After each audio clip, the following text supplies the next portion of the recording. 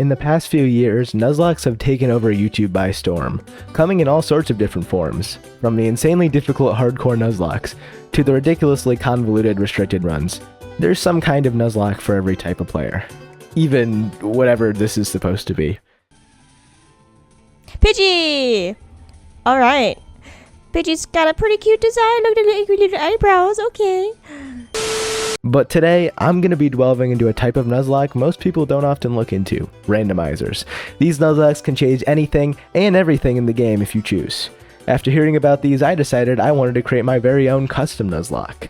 I welcome you to the world's very first Pokemon Black and White randomized SoulLocke.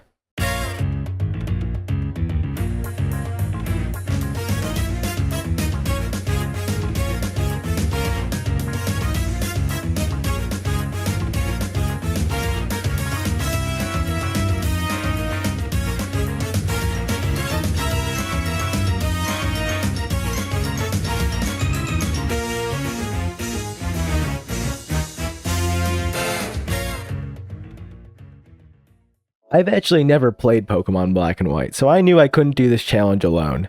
That's why I called in the Gen 5 expert himself, Mars Bars, to join me on this hellish adventure.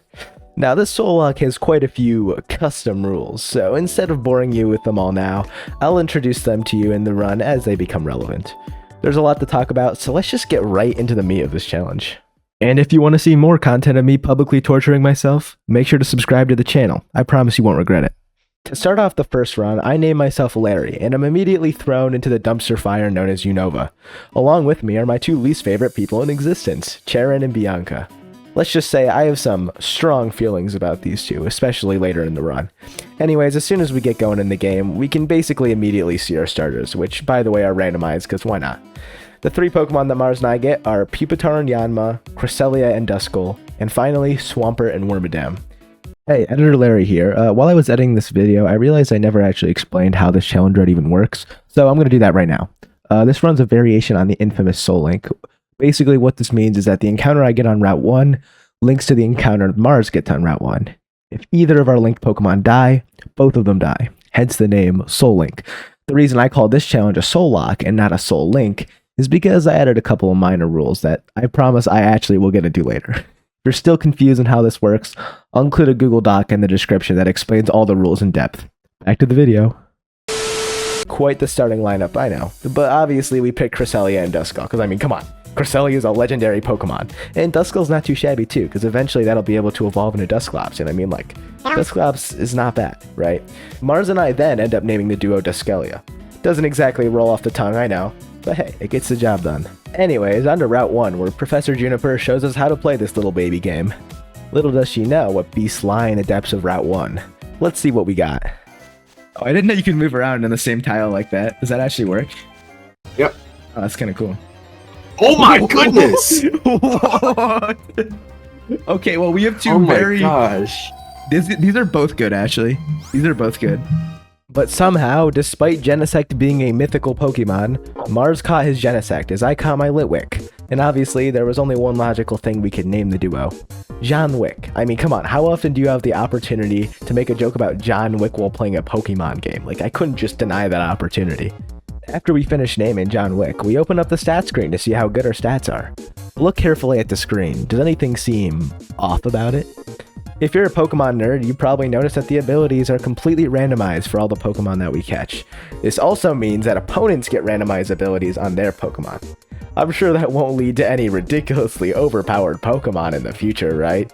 Anyways, before I left Route 1, I made sure to level up my newly caught Litwick with my 900 rare candies that I definitely grinded for in a completely legitimate manner and definitely did not use an action replay code. I mean, come on guys. I know my integrity's low, but even I have standards. At this point, we finally arrive at the first town in the game, besides the starting town, Accumula Town. Then we master some boring tutorial nonsense, and would you look at that, it's a terrorist organization. I mean, a group of people that have a goal of liberating Pokemon in such a way that involves crime, very different than a terrorist organization, right guys? Yeah, but anyways, this like mysterious character that's like having an evil monologue, like I'm sure they're not going to end up being like the main villain that's going to show up like 18 times throughout the story. That would be crazy. Oh wait, there's a second mysterious character that can hear my Pokemon talking in English. Yeah, I think that's just the voices in your head, bud, alright? Clearly you got a few screws loose. And his name is just the letter N, which is really weird. But yeah, no, he definitely is plot armor, so I'm sure he's going to be very important. But anyways, we don't got time to think about that, because now he's attacking me. Luckily, I still have the power of God on my side, so N's Weeping Bell didn't exactly scare me. In between battles, Mars and I got a little bored, so we may or may not have started acting out the characters in interesting ways. Oh, she's here. Larry! I finally caught up with you, and look how far you've come already. Professor Juniper said that you were probably headed for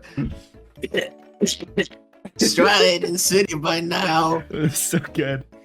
I have another present for you. Larry! Try these on. That's such a outie. That voice is so good. So good. Oh, I love that. Once we were done doing whatever that is, we finally got our first real... Wait, what?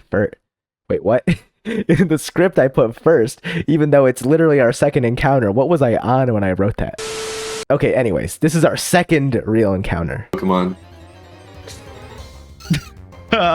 Well, yours is good. I mean, yeah, not the greatest encounter of all time, but hey, at least Mars got something kind of decent. After all, I still have this legendary Pokemon that couldn't possibly perish in any way this early on. The randomized ability didn't help Skitty's cause either, as Own Temple is only useful in niche scenarios. Either way, it's not like I had any other Pokemon that I could switch it out for, since, you know, I only have, like, 3 total right now. With our extremely scuffed Pokemon at the ready, Mars and I challenged the legendary trainer, Jimmy. Mars was faced off against an Onix, no problem there. Well, I had to face Jimmy's Thundurus, are you kidding me? I haven't even made it to the first gym yet, Jimmy, please. Lucky for me, Thundurus has a very shallow move pool at level 7, meaning it can't really deal any damage to me while I can just sweep it with Cresselia. The rest of Route 2 was relatively uneventful up until I reached Bianca, who had 2 annoying Pokemon. Mr. Mime, who just spams status moves over and over, while Swampert is just a tank at this point in the game. The general rule for randomizers is that fully evolved Pokemon usually don't get very good moves until higher levels, so for the most part they're just not that scary. The only thing they're good for is just being big stat pools, because they're fully evolved Pokemon, they have pretty good stats overall, just not any moves to back it up. After that annoying battle, I made my way to Striaton City, which had several points of interest that Mars and I would visit. The first place we wanted to head to was the Dreamyard.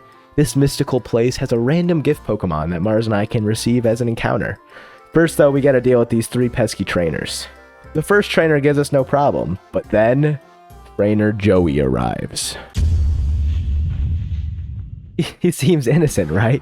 I mean, his first Pokemon's a pesky Bayleaf. How could he possibly cause any issues? But that's when he sends out a Crocodile, who can literally wall my entire team, since he's Dark and Ground type. Litwick, weak to ground types, while Cresselia is weak to and can't even damage dark types. No problem, it's not like Cresselia is the only Pokemon on my team that actually can deal damage. I attempt to use Skitty to lower its attack, but it's simply just too garbage to do anything of use. I desperately send in Litwick as a last resort, but even he can't stop Crocodile's perilous bite. I tried using potions to stop Trainer Joey, but nothing was of use.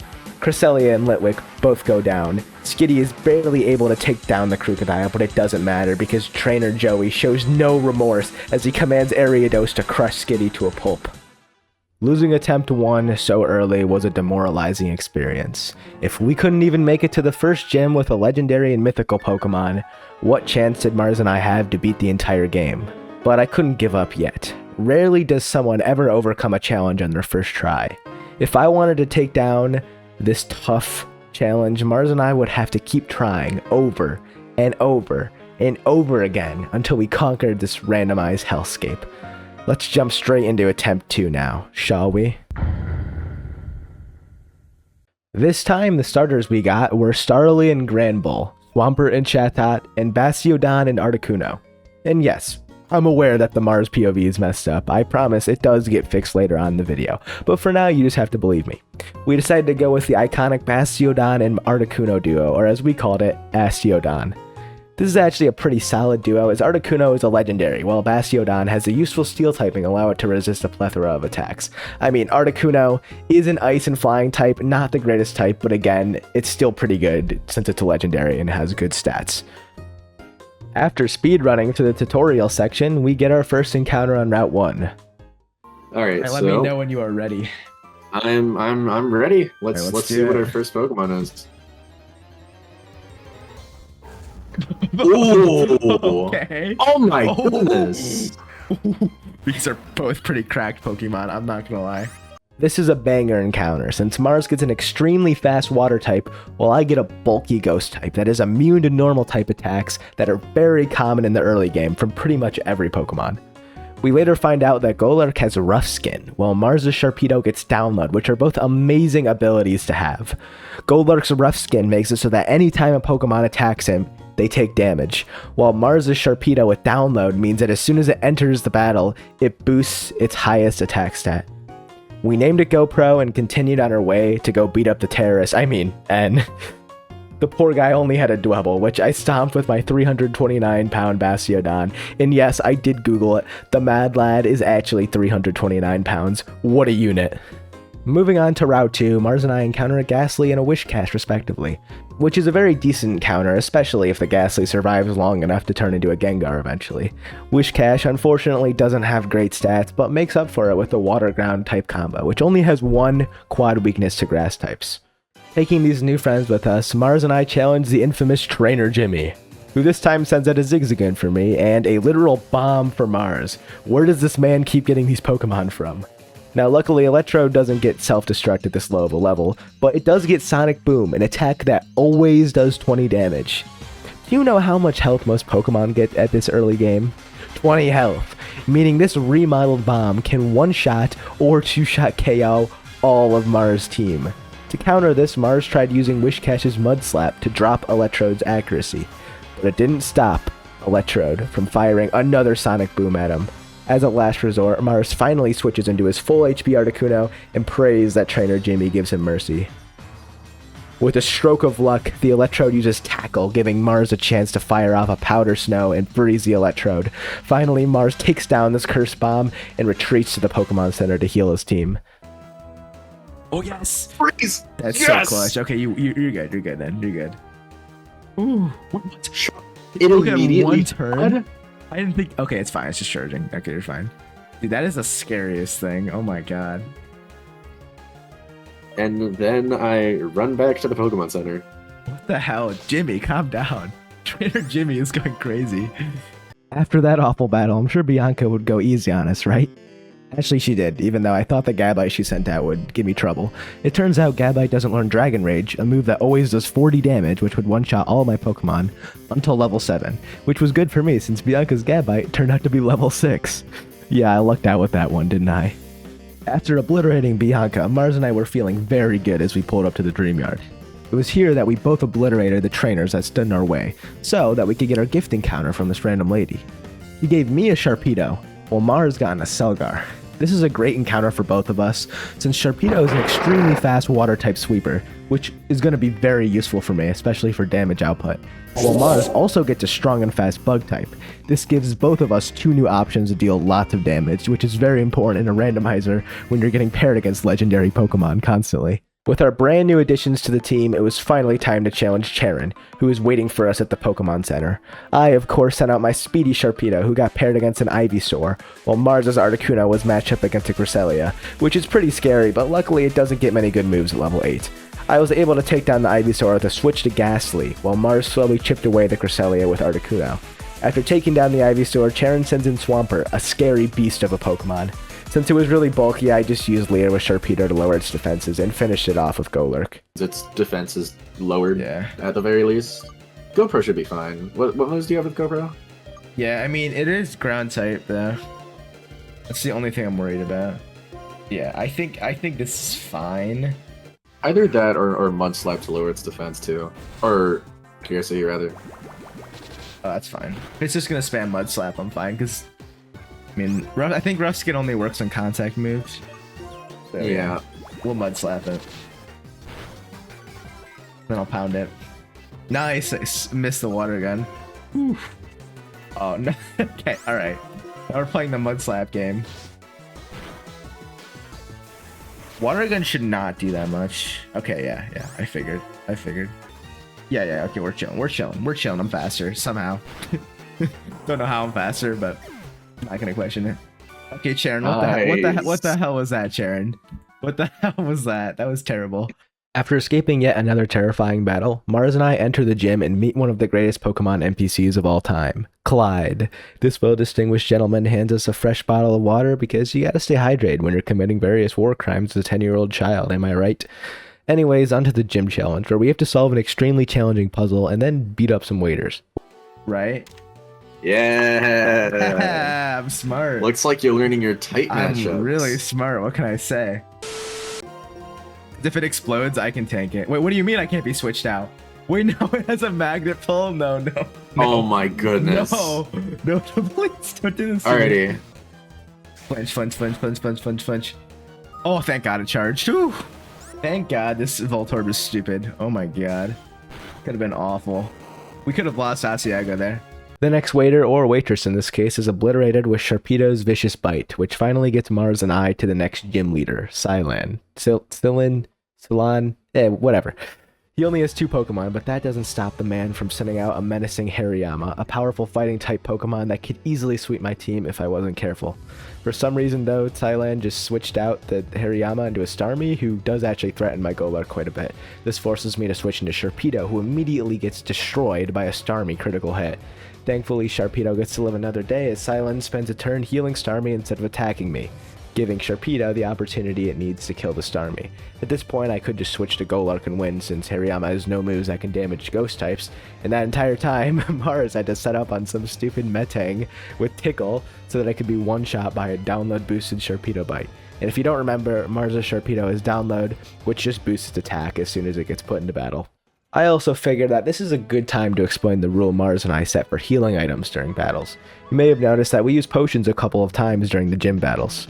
This is because our custom rule allows us to use 3 healing items per battle, of any kind. This can be a potion, a paralyze heal, a freshwater, anything you want. As long as you don't use X items, we ban those because we don't think they're very fun to use personally. Hope that clears up any confusion that there was. After the hard-fought battle, Silan, which I'm like 90% sure I'm still pronouncing that wrong, gives Mars and I some interesting randomized TMs. Light Fusion Screen. Ball.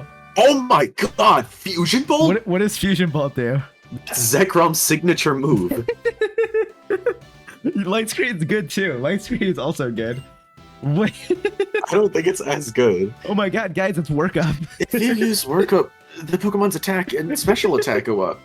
We then get dragged into a scientist's laboratory tasked with gathering dream dust. It kind of just sounds like drugs to me, but hey, I'm not about to deny the opportunity to go get some drugs. With this mission in mind, Mars and I took off towards the Dreamyard. But before we could actually, get into the Dreamyard, we rudely get interrupted by everybody's least favorite female character, Bianca. Oh my God, not Bianca. Are you gonna Hi, voice Larry. Bianca? Are you looking for the mysterious Pokemon too? No, go away. I don't want to hear. Moon. Moo. Moon. Moo. Oh, wait. Oh, it's Team Plasma. We found you, Muna. Come on, make some dream mist. Moo. Moo. Moo. It's like a cow. Huh? Who are you? What are you doing? Oh my God. It's Team Plasma, Bianca. Catch up. Are you talking about us? We're Team Plasma. We battle day and night to liberate Pokemon from foolish humans. What are we doing? The Pokemon Muna and Musharna emit a mysterious vapor called Dream Mist, which shows people's dreams, and we can sell it on the black market for money to buy drugs. We're gonna use that to make people want to release their Pokemon. We'll show them dreams and manipulate their hearts. I think that's called gaslighting, but you know what? Hey. Moo. Nah. Muna's like, nah, bro, come on. Moo? Nah. Moo, nah. Come on, spit out that dream mist. I think this is called animal abuse. You're kicking a Pokemon to make it give off Dream Mist? That's mean. Why? You're trainers too, right? Bianca's really slow. That's right. we're Pokemon trainers too, but we're fighting for a different reason. Unlike you two, we're fighting for the freedom of Pokemon. And setting Pokemon free means that we win Pokemon battles and that we're cool and that Big Boss Old Man thinks that we're better and gives us a pay raise. Because right now we're getting paid minimum wage. So on that note, we're going to rescue our Pokemon from you. Well, to nobody's surprise, Bianca is not going to be helping us with these battles. Luckily, the Grunts only have one Pokemon each, even if the one Arcanine did scare me a little bit. Luckily, since the abilities are randomized, Arcanine doesn't get its classic ability Intimidate, and instead just gets something else. After we beat up the Grunts, Gettis just casually just starts duplicating everywhere. I have no idea what's up with that, but apparently Musharna, kind of a weird looking Pokemon, was creating these illusions to trick the Grunts into being scared. I guess that's the power of hallucinogens, I guess. With the annoying Plasma Grunts taken care of, Mars and I could finally get our wild encounter in the Dreamyard. Alright. I'm gonna grab the Pokeball that's over there. Ooh, Duskball. Alright. Okay. Interesting. No way. Interesting. Tyranitar and Trapinch. Okay, Flygun's pretty good though, if you can evolve it. Flygun's not bad.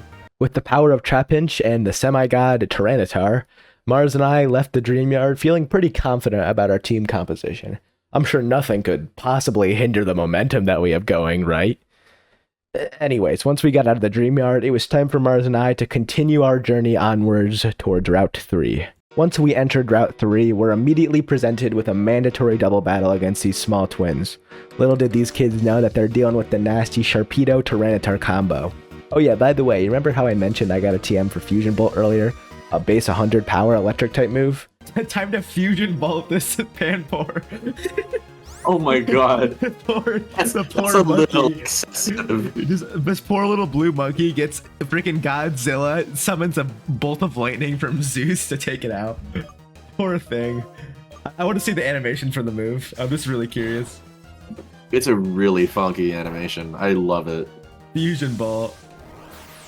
Oh my god, it's gonna... It's so overkill. Dead. Oh, that thing's not just dead, it's gone. Like, there's no recovering that. Okay, so maybe it was a little overkill, but these twins need to learn that in this world, it's kill or be killed. There's no mercy in a world that's random. Your Pokemon can die during any battle against any trainer, so I wasn't about to show mercy on these children just because they appear innocent, not after what Trainer Joey did to me. Immediately after beating up those poor children, we were thrusted into a battle against Charon, but there was nothing this man could do against my Fusion Bolt Tyranitar, as it struck down the menacing Charizard Charon attempted to thwart me with. And as much as I wanted to take a break from battling, the terrorists decided they had to kidnap a Pokemon. Geez guys, can't you just give me a day off for once? But hey, this cave does have a brand new encounter in it, so the Terrarium's gonna have to pause for a minute while we catch the next funny little guy. Listen, I know that little girl's Pokemon got kidnapped, but like, I gotta get an encounter here, you know? Like, she can wait. Aw, look at that little guy. Look at that little guy. Oh, I'm so jealous right now. Look at that little guy. I'm so jealous. That's Intimidate? Wait, that's actually pretty great. That's pretty great. Oh no. Oh no. Baneri's okay. But it's funny. For the meme. That's true. For the meme, you know what I mean? I don't really know if Lopunny's that tough, honestly. I mean, Lopunny's not... Okay, from my experience, like... From a gameplay perspective only, Lopunny is, like, kind of mid. Like, not terrible, but, like, alright. Like, it has close combat. It has some decent normal moves. Combat? It gets it eventually. It has a couple decent moves. And obviously, there was only one logical thing I could do in this scenario. Can it learn Fusion Bolt? I'm gonna die if it can. I'm gonna actually die laughing. Please. Please. I can't. You can learn Fusion Bolt. Hell yeah. You gotta. You have to. It's time for you to enter your full form. Oh, I'm gonna use that as my Pokemon for these grunts right now. I'm gonna send out Oshawott with Fusion Bolt. Right. Now, with the power of my electric penguin, these terrorists will have no chance. The Team Plasma Grunt only had one Pokemon, Carnivine. How could it possibly become a problem in any way? I mean, it's a freaking Carnivine, but that thing can't do nothing. Well, let me show you what happened. Switch to somebody who can deal with grass, which I don't have that many great options. Oh, actually, I have like... Oh, wow, I have a huge problem with grass types. Wow, almost all my team is weak to grass. That is a bit of a problem, but we can still deal with it. We just put it to sleep with Ghastly. Don't growth on me. No, I can't deal with this right now. I'll just curse it. That's a pretty free way. I just can curse and stall it out. Yeah. It's asleep. Oh no! It woke up! Oh no! Oh no! And he's gone. Just like that. Because of my own stupidity, not knowing that Carnivine had Bite. I was able to take it down with Tyranitar, but my poor Ghastly was gone forever. With a heavy heart, I returned to the Pokemon Center to put poor Gash in his grave. Which I'm sure is not going to fill up with dozens of Pokemon in the future, right? Anyways, time to get our Route 3 encounter. Let's see what we get. Alright. I mean, if it's a Letty, but... Hey, what's that Pokemon called? I don't know. I actually forgot. You have to tell me. I actually forgot. Oh my goodness, we can name it Ligma. We can't. It's the funny one. Yeah, this Pokemon was given the name Ligma because of Mars catching Lediba, and definitely not for any other reason. And the best part, right, is that guess what ability it has? Huge power. Why does the universe do this to me?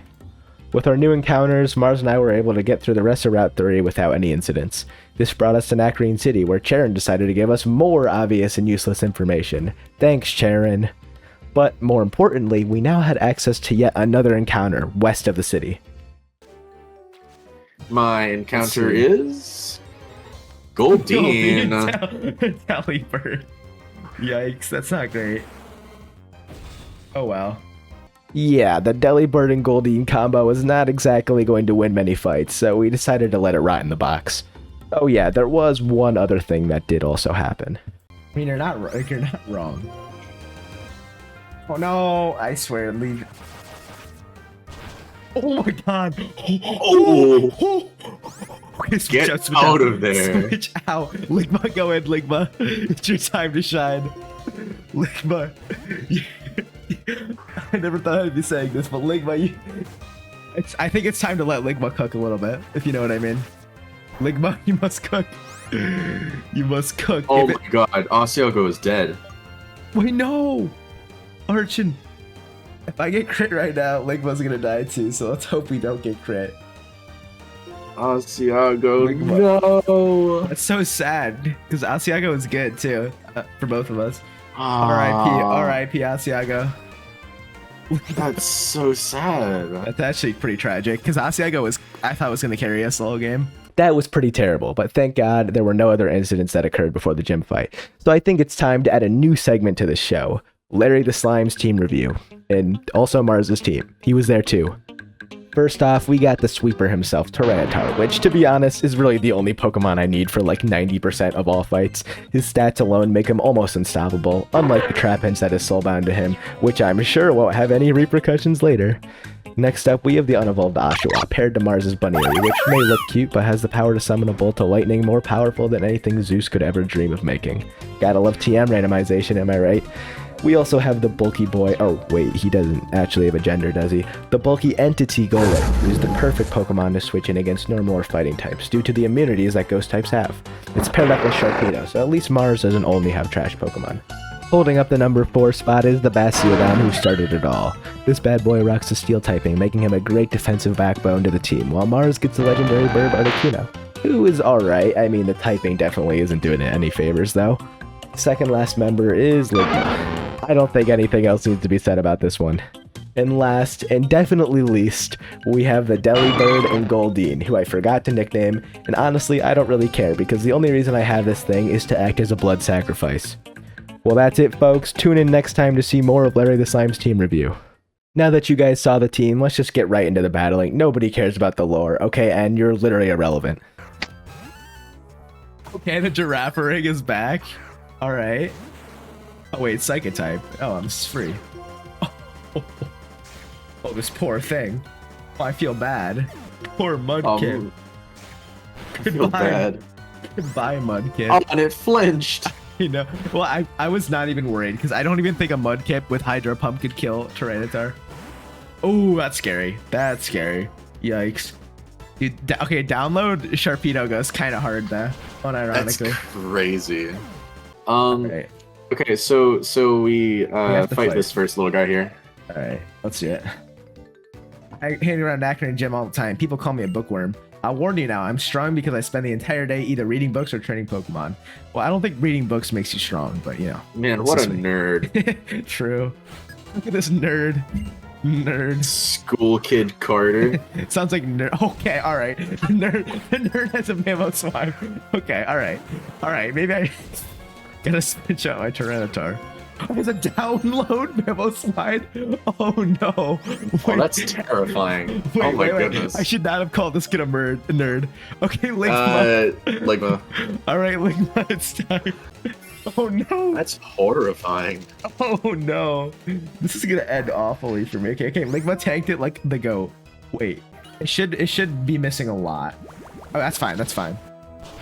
That's not fine. Wait, what? Oh, it's because it's steel. That's fine, that's fine, that's so fine. I think this can freeze sometimes, so. Alright, we Ember all or we Ember all. Rock West? No, I think we Ember. Because that can still hit ground. Oh yeah. Yes. Okay, good. Good. One more. Okay, alright. Well, now you're just messing with me. Theoretically, it could... Oh, the burn. Absolutely pranked. Oh my goodness. The Ligma clutch burn. He thought he was messing with me. That's what you get for being a nerd. That is what you get. Alright, now go heal up, please. Dude, okay. I guess being a nerd pays off. Never mind. Oh my god. Who is it though? Is it? It's a train. Oh, okay. Alright. So it's not a Pokemon. There's no shot. Oh wait, no, There's you no found a Heatran. shot. It's a Heatran. No. I like the contrast. I got a little Whooper. You get a Heatran. There's no shot. You I'm can gonna go with send Sushi. Try to do Attract. Actually, wait. No, it won't work because it's female. You I'm can gonna try to Supersonic. do. Yeah, I'm gonna try Supersonic. It's a bit risky, but. Forewarn. Fire Fang. Okay. Oh. It's defend. Oh no, this is just awful. Come on, get the yes. Nice. So you can sack Sushi if you want, just so you can get a safe switch into Sharpedo, which I think is a good idea. If you just directly switch to Sharpedo, it's gonna take a lot of damage. So honestly, okay, I was gonna say kill Sushi because I don't know about this one. I don't wanna have the blood of a Pokemon on my hands. Ancient Power. Yeah, I think you're gonna Oh, have that's the blood fine. of. I still have heals. Oh yeah. Oh my goodness. Yeah, that too. I forgot about that. I think you just gotta try to get flinches and I'm stuff. gonna heal On it. once. Thank you, Clyde, for the water. Oh god, I hate Ancient Power too because it can get the boost. Oh, There okay, it yeah, is. you lost. Yeah, you lost. I'm gonna be honest. I That's think this is where the run ends. I really just had to jinx it, huh? You really did. You really did have to jinx it. Ancient Power too. Wow. Ancient Power Omniboost. Wow. I mean, it's just such a good typing. Like Steel Fire is just like so hard to deal with. Maybe. What if I freeze it? What if I freeze Okay, it? that would be the clutchest thing ever. That would be insane. Yeah. GG. Wow, what a powerhouse. And that was it. Attempt 2 ended in an instant by one single Heatran. All of our friends were dead. Mars and I were very disheartened after yet another tragic loss. I really just wanted to give up right there and then, but I knew the only way to avenge our dead friends was to keep going until we became the champion of Unova. I think I'm starting to realize that this challenge is a lot harder than I originally anticipated. But I know we can do it if we keep trying. As long as we learn to become patient, strategic, and most importantly, lucky, then we should be able to win no problem. I mean, we should be fine as long as we don't run into another download Mammoth slime, like what the actual fuck.